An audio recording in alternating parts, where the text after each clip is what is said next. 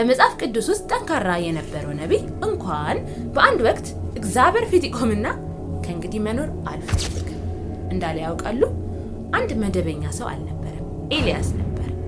ጸሎት አድርጎ ከሰማይ እሳት ማዝነብ የሚችል ነቢይ፣ በሁሉም ሰው የሚታየው በመንፈሳዊ ዓለም ውስጥ በልዩ መልኩ የተቀባ ነቢይ እንደሆነ ነው። ነገስታትን ለመጋፈጥ ደፋር ነበር። በአደባባይ ላይ በመቶ የሚቆጠሩ ሐሰተኛ ነቢያትን ለማጋለጥ ይሞክራል። በአንድ ጸሎት ድባቡ ተቀየረ። መላው የከተማ ህዝቦች በጉልበታቸው ተንበርክከው ይሄንን ይናዘዛሉ። እግዚአብሔር ብቻውን ጌታ ነው። ሆኖም አስገራሚው ነቢይ፣ ከሁሉም የሚበልጠው ነቢይ አንድ ድምጽ ብቻ ከኤልዛቤል ይሰማል። እናም ኃይሉን የተቀማ ይመስል ይርበተበታል። ወደ ሌላ ስፍራ ሮጠ፣ ጠፋም። መንፈሱ ሞተ፣ ልቡም ባዶ ሆነ። እሱ ብቻ የቀረ ይመስል እስከተሰማው ድረስ በምድረ በዳ ውስጥ ከከትከታ ዛፍ በታች ወደቀ። አብዛኛው ሰዎች በልቦናቸው ብቻ ሊሉት የሚደፍሩትን እሱ ግን ድፍረት ተሞልቶ በመጮህ በአንደበቱ አለው፣ ጌታ ሆይ ይበቃኛል፣ እኔ ከአባቶቼ አልበልጥምና ነፍሴን ውሰድ።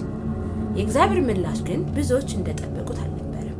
መንፈሳዊ ሰው ባለመሆኑ አልኮነነው፣ ጠንካራ እንዲሆን አልነገረውም፣ እንዲሸከም በትከሻው ላይ ከባድ ራእይ አላስቀመጠም። በዚህ ምትክ እግዚአብሔር እንቅልፍ እንዲተኛ ያደርገዋል። ቀጥሎም እንጀራና ውሃ እንዲሰጠው መልአክ ላከለት። ቀስ ብሎ ዳሰሰውና ልክ እንዲህ ያለው ይመስል ነበር፣ አልደከምክም፣ ደክሞ ዝለህ ብቻ ነው። ነቢዩ ከበላና ከጠጣ እንዲሁም እረፍት ከወሰደ በኋላ እግዚአብሔር ወደ ኮሬብ ተራራ ይመራዋል። በዚህ ጊዜ ኃይለኛ ንፋስ አልነበረም፣ የመሬት መንቀጥቀጥ አልነበረም፣ መቅዘፍት የሆነ እሳት አልዘነበም። ሌሎች ሊሰሙት የሚያቀታቸው ለስላሳ ድምፅ ነበር። በዚህም እርጋታ እግዚአብሔር በሰላም ላይ ሰላም እያደረገ የነቢዩ ኤልያስ ልቦና እንዲጠነክር አደረገና ነገሩ ገና አላከተመም፣ መሄድ ያሉብህ ቦታዎች ገና አሉ፣ ማድረግ ያሉብህ ነገሮች ገና አሉ። ስለዚህም የነቢይ ኤልያስ ታሪክ በቀላሉ የሚታለፍ አይደለም። ወድቀው ለሚገኙ ሰዎች መልእክት ነው።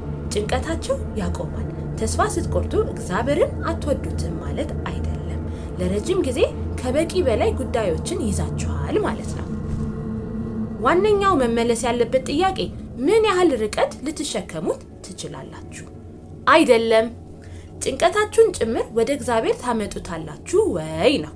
ከናንተ ተቀብሎ እሱ እንዲሸከምላችሁ ታደርጉታላችሁ እንዴ? ከውጭ ስትታዩ ጠንካሮች ግን ውስጣችሁ በድካም ዝሎ ከሆነ ይህንን ኮሜንት ላይ ጻፉ።